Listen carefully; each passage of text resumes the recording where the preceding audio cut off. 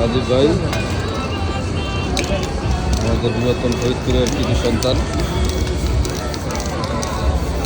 উনি মূলত বেরগামতে রেগুলারই আসেন, আর্ট করেন।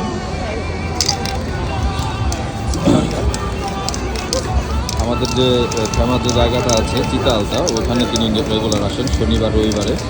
আজকে যেহেতু বেরগামোর যে মূল সিটিতে এখানে ফেস্টিভ্যাল হচ্ছে, এই ক্রিসমাসের যে ফেস্টিভ্যাল, এগুলো মাসব্যাপী চলে।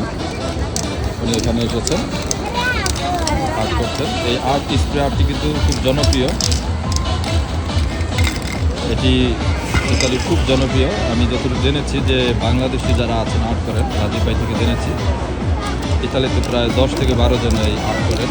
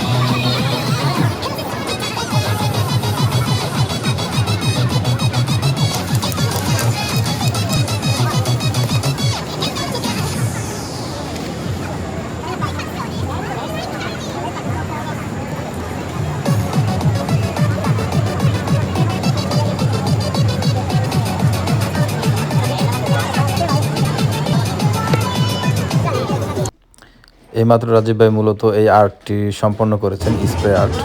তার জন্য শুভকামনা করি।